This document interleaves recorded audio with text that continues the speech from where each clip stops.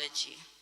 Those of you who attended yesterday's masterclasses had the privilege of sitting in on one that was delivered by my colleague, which unpacked the AfCFTA's protocol on digital trade, which is essentially a set of harmonized laws, common principles, and standards, which seeks to harness digital technology and innovation, as well as to boost intra-African trade and investments. I think it goes without saying that digital payments are a critical backbone of that economy, that digital economy that the AfCFTA protocol on digital trade seeks to foster and strengthen. And so, as I hand over to the facilitators of today's discussion, I do so by encouraging you to make sure that you strengthen that backbone. So I encourage interactive conversations, active participation that really interrogate and uncover all the ways that the digital payment solutions can assist you, the 4 MSMEs that are amongst us, as well as those who are joining us online, to grow your businesses, to strengthen them, and just really to employ and deploy these technologies for your advancement and your growth. I thank you, and I hand back over to Alex to take us through the agenda. Thank you.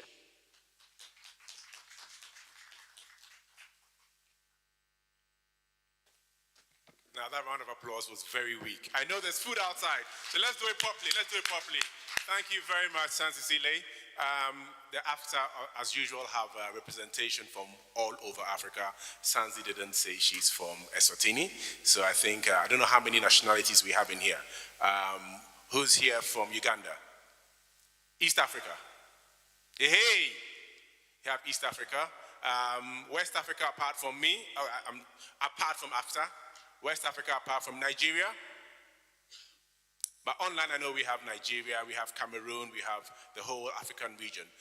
Before we start, just a little bit of housekeeping. Can I invite the very important people on the second row to move forward, and then so on and so forth, so that we can fill out the front of the room. We are actually full up at the back, so that people don't have to walk across and disturb the cameras. Thank you so much. There are special prizes for those who sit in front. Thank you very much. We have people sitting on chairs behind. That's why we want you to move forward so that we can fill up the spaces. Thank you so much. Thank you so much. Thank you so much.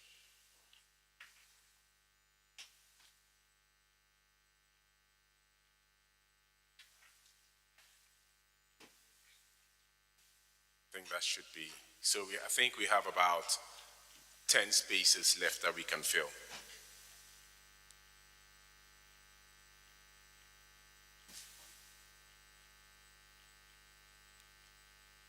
So good morning once again. The name on my passport is Alex Kweku Saki, but I prefer Kweku. Kweku tells you where I'm from. I'm from Ghana. I was born on Wednesday. It tells you so much in a single name. So henceforth, my name will be Kweku. And it's a real honor to be with you to participate in this event. I'm going to introduce the Better Than Cash Alliance. And on the screens, one might ask, what is better than cash? Or what could be better than cash? Now, as somebody who has been privileged to be at the fulcrum of transitioning from cash to digital in 4 countries, in Kenya, in Ghana, nascent abilities in Nigeria and in Ethiopia, it's been very, very interesting to see how the change of culture has happened and how people have adopted digital payments. And as the Better Than Cash, we are an alliance of members, countries, organizations, and we call ourselves an alliance because we are a partnership. We do not come into any country or organization to tell them how to do things, but we partner them to transition into into digital responsibly. So what is better than cash? Security is better than cash. Having your money in a safe, secure place is better than cash. Being able to access your cash 24/7 is better than cash. Being able to send your money across borders, across geographical regions is better than cash. Having your data secured is better than cash. Knowing exactly how much it's going to cost you to move your cash or to move value from one point to another is better than cash. Including people who were otherwise excluded due to lack of banks, ATMs, cards, internet, is better than cash. So that is for what we stand for. We are the Better Than Cash Alliance. We stand for a transition from cash to digital in a responsible way. Now, how does this align with AfCFTA?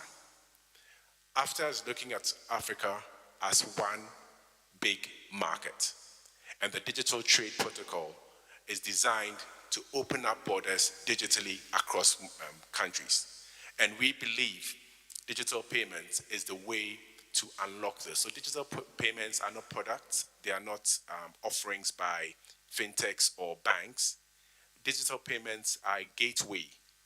They open the path, they provide a solution for us to fix problems that we have nascent in all our countries, in all our organizations, and in our homes.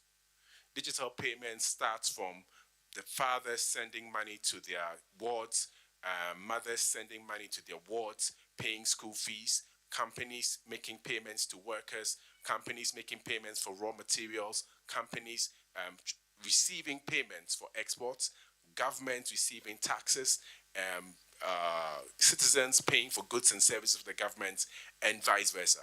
So all of these things are more than just a product. It's a gateway that opens up the whole continent to a marriage of opportunities. And we need to do this responsibly. We need to do this in a way that leaves no one behind.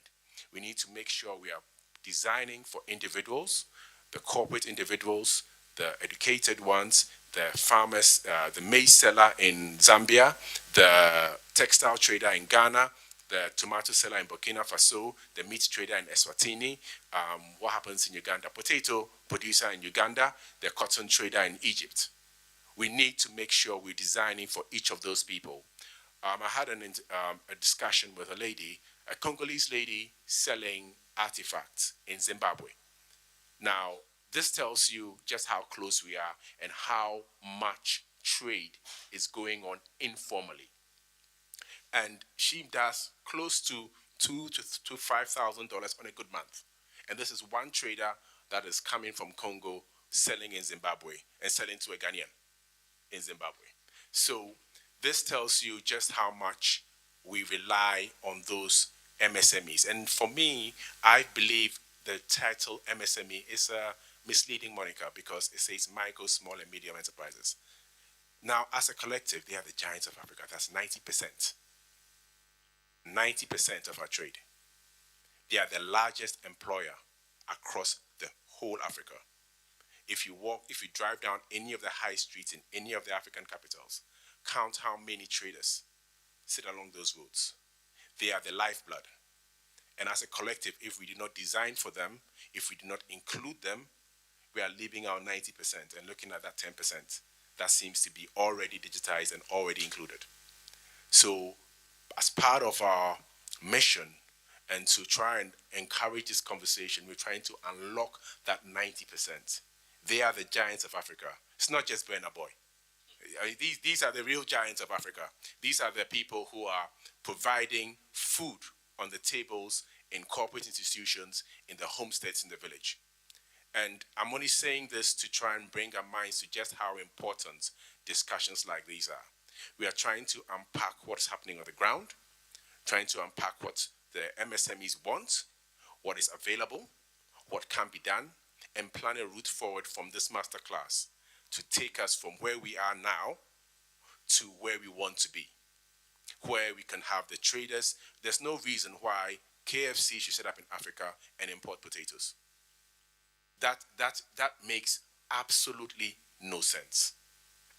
We have potatoes that are rotting in farms in Kenya, and potatoes are coming in over the sea 12, 15 days, by which time their shelf life is probably have gone, and we have the same solutions here. We need to start having conversations about how we can source raw materials and build the South-South trade. It's nice to say things like South-South trade, but how does that happen? How do we discover markets?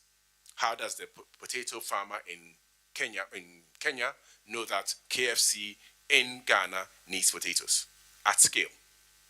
That market discovery is one of the basic fulcrums of digital trade. And digital trade does one last thing that I find people don't really see the value of. It's the giving government. And when we talk to regulators, you normally find regulators, and regulators are our friends. Do we have any regulators in the building? I think we have some online. Regulators are our friends. If you go to a regulator without information, they'll say no. They're going to say, can we trade between kwacha and shilling? They're going to say there's going to be an exchange rate movement. But if you say, here is the amount of trade happening, data driven, because all these trades have been done digitally, you can then say, here's an idea of markets that exist, markets that you can explore. People are importing potatoes from Uganda. You have potatoes in Kenya. You need to find out why you're not producing enough potatoes in Kenya. It can inform your macroeconomic policy. And these are the kind of conversations that bring these out, because we find a lot of pushback from regulators because regulators do not have the information. So this is where we have that discussion as partners with a common goal to try and bridge the digital divide. So ladies and gentlemen, I'd like to invite you to come here with open minds, have a questioning mind. If you have an idea, can we have the slide with the ideas quote on there? If you can have that slide. If you can digitally or on a pen and paper, jot down your ideas, any additions to the ideas, and then any questions you have below. We'll share that shortly. And just try and make sure this session is very interactive. We're going to have another theme setting session from my colleague Irene that will go through some of the responsible principles. Please bear them in mind. We'll project them up here as well. These are underpinning the whole discussion. And then we would have speakers from the MSME segment who are going to be telling us exactly what they're facing now, where they want to go, and what they're not using. We're going to invite the banks and fintechs to talk about what they do have, what they're planning to do. We've asked them some questions about why their products are not being scaled up, what they can do. We want you to come back as MSMEs, to come back on them to say, well, this is why I'm not using this product, or these are the challenges I face. So we can come out of here with a roadmap that would inform you as to what is coming, inform fintechs as to what they need to do, inform central banks as to what kind of regulatory gaps you need to close. This is the whole purpose of the masterclass. So thank you very much, and I'd like to invite Irene. Give her a round of applause. She's looking fantastic in green. By the way, the whole green thing wasn't planned. And I see the lady there. What's your name? I'm Rebecca Kaumba, Zambia Chamber of Commerce and Industry. You'll be joining us later. You dress to match. So, ladies and gentlemen, round of applause.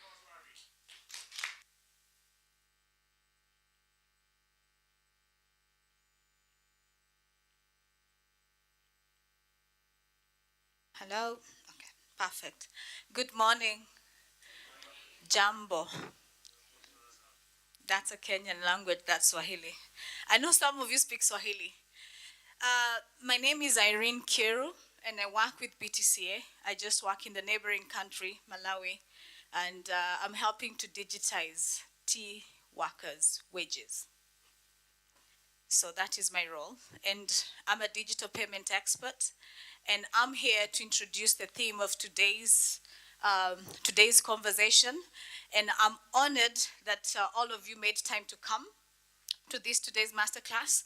We all know that MSMEs form the backbone of our African community. These are lifeline. On the intra-African traders, they give us what we all consume almost every day. Let me see by a show of hand, who goes to the market here? See, almost all of us. But as we transition to the digital economies, the way these businesses access and use digital payments will determine whether they thrive or they fail. Tomorrow, the woman who sells you the greens across the road, where you go in the morning and maybe you buy mandazis. Do you have mandazis in Zambia? Vitumbuas. So the woman who sells those vitumbuas, her success will be determined by how safe her revenues are and how accessible somebody who lives across Lusaka who wants to eat vitumbua in the morning. I don't need to go and buy the vitumbuas directly from her, but I can pay from wherever I am working in a bank and they can be delivered to me. We all know that MSMEs form 90% of Africa's enterprises. We are African. We know our mothers did something or they sold something. We all grew up knowing our neighbors selling clothes. Not only that, we have some of you who are social media entrepreneurs, right? Who here sells something on social media, Instagram, Facebook, or something? Perfect. How do you receive payments? Online, right? So that's digital payments. I do have an example for my own case. I love buying Ankara clothes from Nigeria. And the funny thing is, I'm also affected by how I can purchase my Ankara dressing from Nigeria.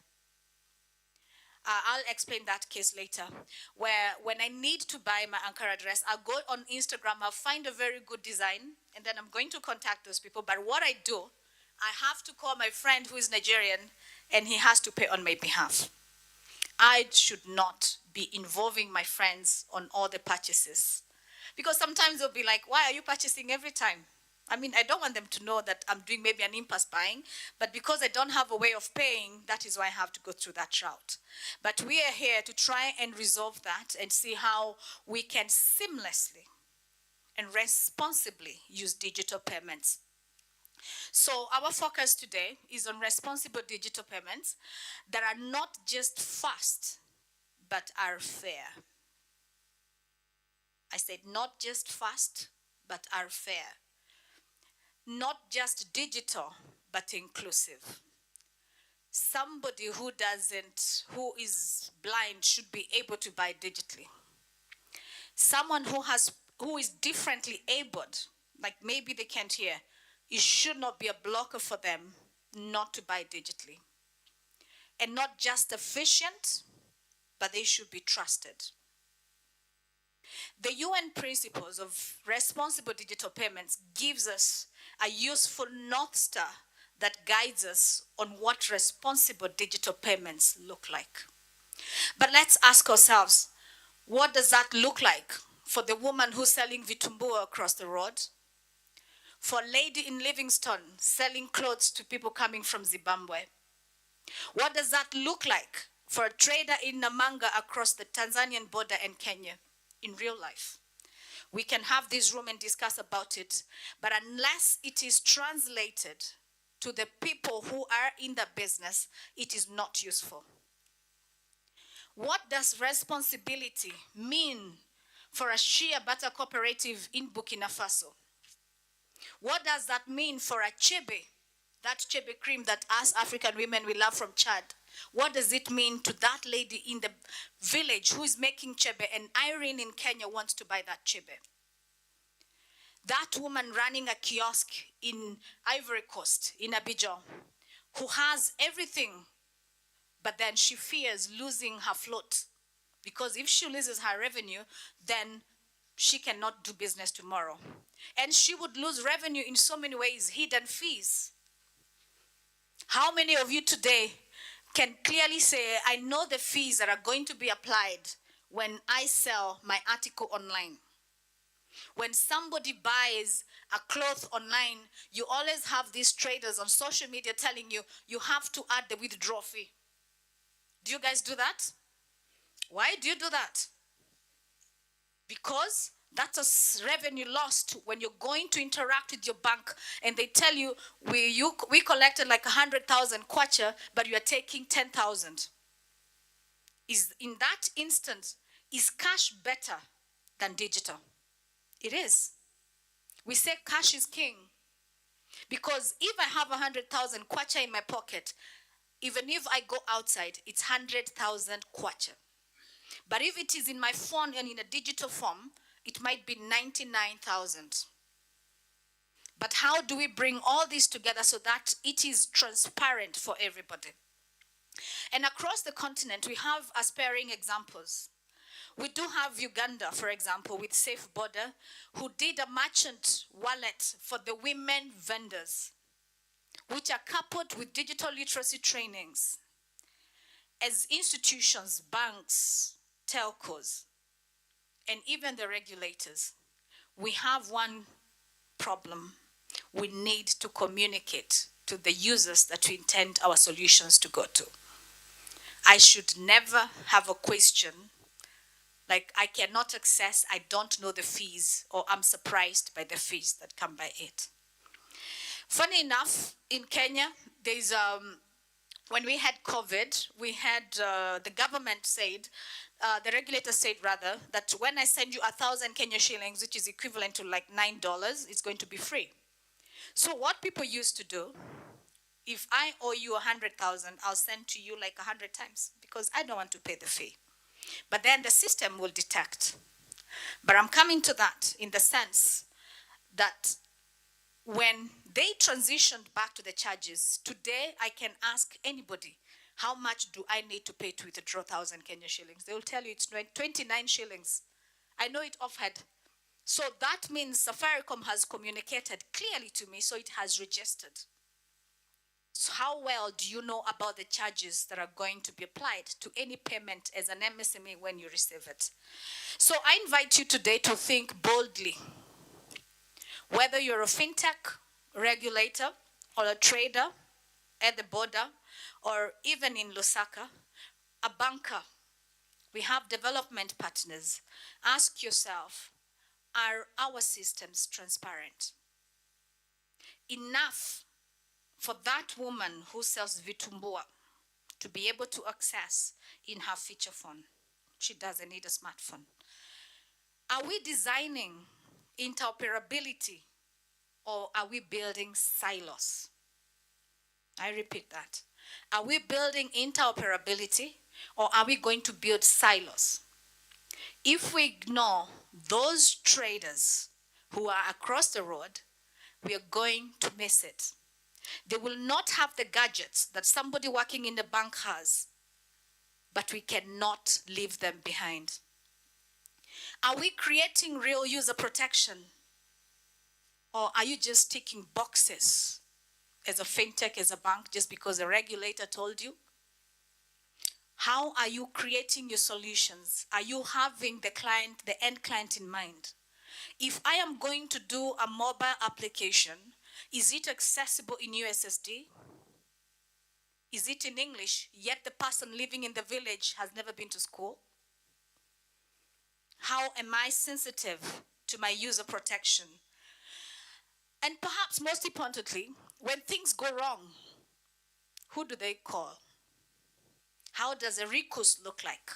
You might have a toll-free number, but that person is afraid already even to buy their own credit. I live in Malawi most of the time, so as you're doing the digital transition for workers in the TIA estate, one of the things that I've been faced with and to understand is the workers sometimes they don't want to buy credit from their own mobile money. That is culture. They feel that if I buy my credit directly, it's going to be less. So what they do, they go across the street with this person with an umbrella and they buy directly from there. This is culture. Unless that person has somebody who teaches them that this is the same credit that you're buying, the same amount you get the same, there's no deduction. Unless telcos come out and speak and address these issues, we're still going to struggle. So this masterclass is a space to share. Let us co-create. I want us to find solutions for Mandy living in Livingston who cannot maybe buy things from Zimbabwe because she doesn't have dollars. And carrying cash is risky for her. Let us turn principles into action and ensure that digital payments become enablers and not barriers. I don't want her to think twice that if I get paid by the bank, I don't know how much I'm going to receive on the other end. for all MSMEs across Africa. And let us make this discussion bring out the fruits and the expectations we want to see so that Mandy living in Livingston can freely buy her goods from Zimbabwe, access dollars to go to Malawi, where the dollars are rare now, does not have to be affected and to think about going to the black market to get change. Let us put our solutions together and help these MSMEs grow. And by this doing, we're working towards promoting our financial inclusion for our people, of whom most of the MSMEs you find is women and youth. Let us co-create together. Thank you and welcome.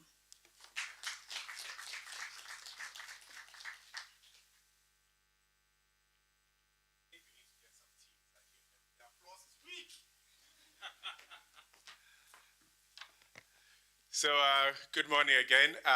Kweku is back. So just before we invite some of the speakers, we want to have a little check on what your expectations are, because we need to make sure we're meeting expectations. But just before we do that, can you put up the yellow screen on there?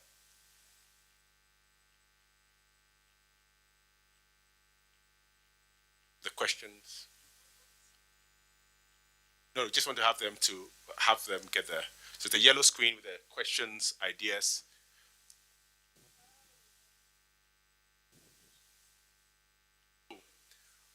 What we want you to do is to jot down your ideas digitally. If you have a pen and paper, you can do it that way. Put your ideas on one column. As people speak, if you have any additions to it, any modifications to it, do that. And then if you have any questions, jot them down. This way, we ensure that everybody is adding some value to the presentation. So we'll have do we have the quick tea break now? Shay, you have the tea break now? Yes. Yeah, so we have a little tea break now, get some tea, and then we'll dive straight into the questions and answers from the MSME. So tea is served outside. And let's grab something, because it's quite early. I know some of you have not eaten. And hopefully the applause will be better when you come. Do I get a round of applause for that one? Thank you. So let's grab some tea.